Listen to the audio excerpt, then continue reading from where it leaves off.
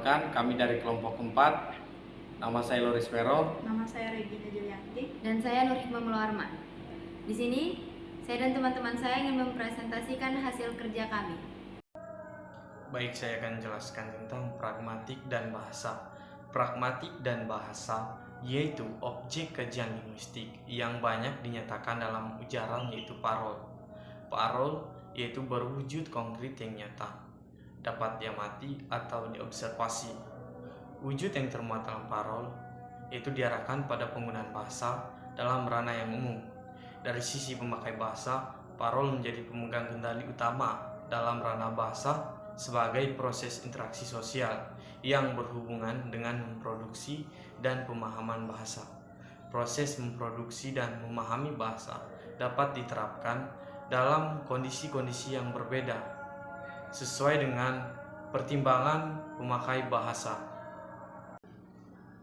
Dalam hubungan antara memahami bahasa dari tata bahasa dan maknanya, dalam hal ini terdapat prinsip gramatikal dan pragmatikal yang mempunyai persamaan dan perbedaan. Tata bahasa berkaitan dengan sistem bahasa yang formal dan abstrak, sedangkan pragmatik berkaitan dengan prinsip-prinsip penggunaan bahasa. Namun keduanya saling melengkapi secara linguistik. Leeds mengemukakan beberapa patokan tata bahasa dan pragmatik yang terdiri atas: yang pertama, representasi semantik suatu kalimat berbeda dari interpretasi pragmatiknya. Kedua, semantik bersifat tunduk pada kaidah gramatik, sedangkan pragmatik bersifat diatur oleh prinsip retoris. Yang ketiga, kaidah-kaidah tata bahasa pada dasarnya bersifat konversional, sedangkan prinsip-prinsip pragmatik umum pada dasarnya bersifat non-konversional. Keempat, pragmatik umum menghubungkan pengertian atau makna gramatis sesuatu ucapan dengan kekuatan pragmatik ilokusinya. Hubungan ini secara relatif dapat berlangsung atau tidak langsung. Yang kelima, persesuaian gramatik dibatasi dengan pemetaan, sedangkan persesuaian pragmatik dibatasi dengan aneka masalah beserta pemecahannya. Yang keenam, penjelasan gramatik pada dasarnya bersifat formal, sedangkan penjelasan pragmatik terutama sekali bersifat fungsional. Yang ketujuh, tata bahasa bersifat indesional, pragmatik bersifat interpersonal dan tekstual.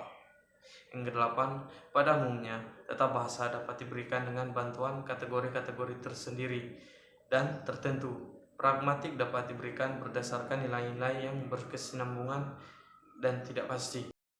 Kedelapan patokan atau postulat yang disampaikan Leeds tentang kedua ranah dan dua paradigma yang terpisah telah diberi batasan sehingga membentuk satu paradigma linguistik yang bersifat kompleks.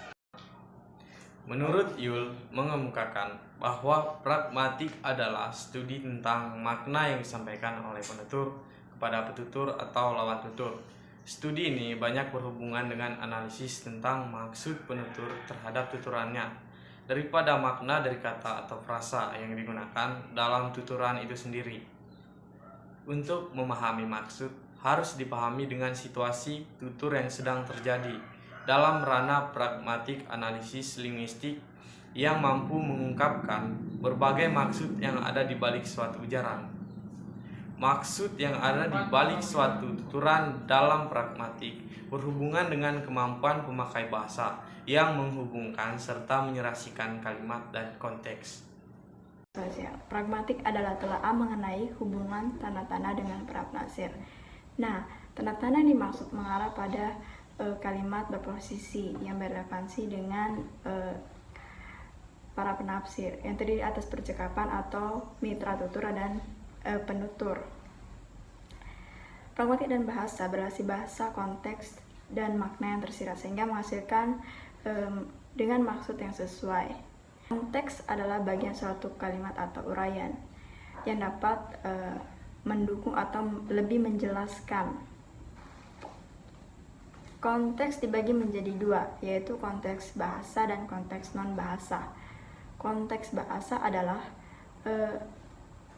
yang memiliki struktur kebahasaan, yakni bunyi, kata, kalimat, dan teks. Sedangkan konteks non-bahasa tidak memiliki unsur kebahasaan. Konteks speaking adalah bagian suatu studi bahasa yang dimana mengarah pada makna sosial yang berkaitan dengan kebahasaan. Konteks speaking ini juga memiliki aspek-aspek penting, yakni aspek fisik, sosial, dan budaya yang mempengaruhi komunikasi, di mana konteks speaking ini bermanfaat untuk berkomunikasi, untuk membantu memahami bahasa. Nah, bisa kita lihat ada beberapa elemen-elemen yang membangun suatu dimensi sosial. Yang pertama adalah skala jarak sosial, yang dimana berkaitan dengan hubungan partisipan. Yang kedua, skala jarak status, yang dimana juga berkaitan dengan partisipan. Nah, yang ketiga adalah skala formalitas, yang dimana ini berkaitan dengan pengaturan atau jenis interaksi. Yang keempat adalah dua skala fungsional, yang dimana ini berkaitan dengan tujuan atau topik interaksi. Nah teman-teman, seperti yang sudah teman saya jelaskan, ada 4 skala di elemen-elemen yang membangun suatu dimensi sosial.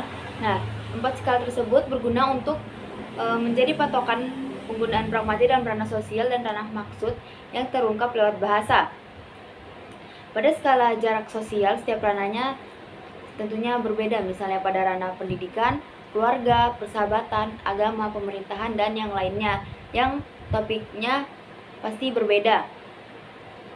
Informasi yang disampaikan pun akan bervariasi dari berbagai sudut pandang.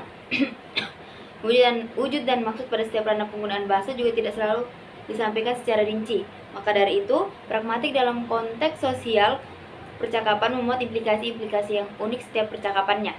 Nah, di sini yang pertama ada implikasi pada percakapan pendidikan, yang tuturannya itu diucapkan oleh seorang siswa pada temannya di kelas saat temannya mengambil buku yang telah disusun oleh guru.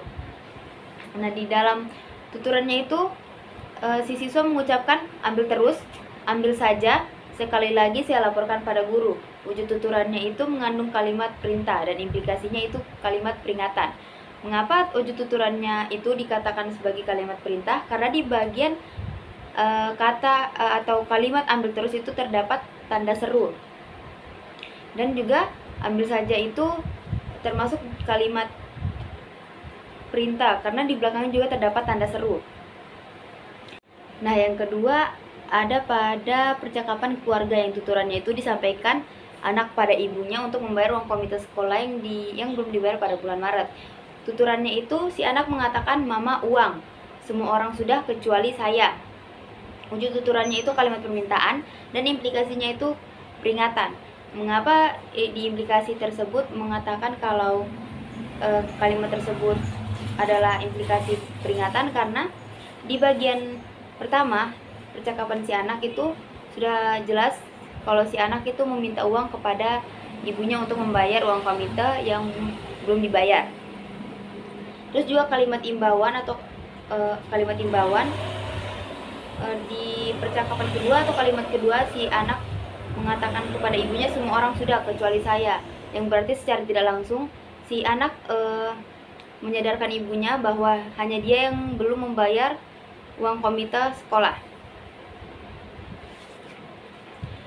Dan yang ketiga ada pada ranah kerja, yang tuturannya itu disampaikan saat rekan kerja sibuk bekerja, sedangkan waktu telah menunjukkan saatnya makan siang. Di tuturannya tersebut terdapat kata berhentilah, jangan bekerja lagi, saatnya makan siang. Dan di wujud tuturannya itu adalah kalimat perintah, implikasinya itu kalimat ajakan. Mengapa di wujud tuturannya itu dikatakan sebagai kalimat perintah?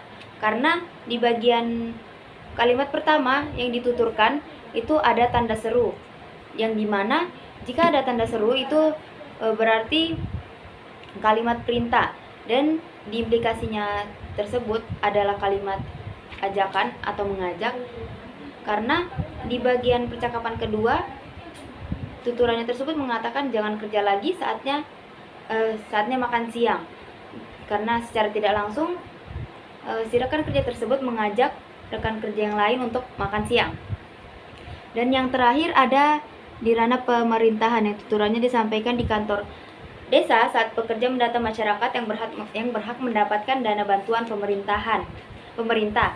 Seorang teman menyampaikan kalimat pada salah satu temannya. Di tuturannya tersebut dia mengatakan bagi secara adil itu adalah uang rakyat, dan wujud tuturannya itu adalah kalimat perintah, implikasinya adalah saran atau peringatan. Mengapa kalimat perintah wujud tuturannya adalah kalimat perintah? Karena di percakapan pertama bagi secara adil sudah jelas bahwa itu memerintahkan untuk membagikan secara rata, secara adil, tanpa membeda-bedakan. Dan implikasinya adalah kalimat peringatan itu karena itu adalah uang rakyat. Jadi dia memperingati temannya untuk membagikan secara rata karena itu adalah uang rakyat. Nah, setiap tadi ranah pada pemakai bahasa memuat tuturan yang berbeda-beda.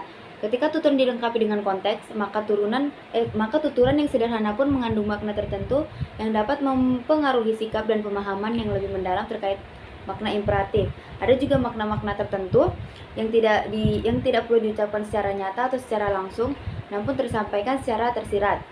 Hal ini dipengaruhi alasan pribadi penutur dengan tujuan percakapan tertentu. Nah, wujud tuturan yang disampaikan pun tidak selalu memuat implikasi yang sama dengan apa yang dituturkan. Oleh karena itu, keunikan pragmatik ini menjadi hal yang sangat menarik untuk selalu dibahas dalam kajian pragmatik dengan konteks sosial sekitar penutur. Dan menurut Rahardi, pada perkembangannya mengarahkan bahwa bidang pragmatik ini berkembang sesuai dengan konteks budaya lokal, yang dimana Indonesia yang sangat beragam kekayaan etnis dan kebudayaan atau budayanya ini sangat banyak melahirkan penelitian pragmatik berbasis kultur setempat. Nah, pragmatik ini disebut juga sebagai pragmatik kultur spesifik atau kultur spesifik pragmatik. Nah, hal itu berarti pragmatik yang berkembang di dalam masyarakat dan kultur Indonesia pada setiap daerah tidak sama dengan yang lainnya. Oleh karena itu, kaidah-kaidah pragmatik yang ditampilkan pun akan berbeda pula. Nah, artinya kultur yang tidak sama pasti melahirkan kaidah-kaidah pragmatik yang tidak sama. Dan sebaliknya, kultur yang sama akan melahirkan kaidah-kaidah pragmatik yang sama pula. Dengan demikian, baik dalam konteks sosial maupun kultural, pragmatik menunjukkan gejala ketertarikan dari berbagai analisis. Sekian dari presentasi kami. Kurang dan lebihnya kami mohon maaf karena kami hanyalah manusia biasa yang tidak luput dari kesalahan. Assalamualaikum warahmatullahi wabarakatuh. Terima kasih.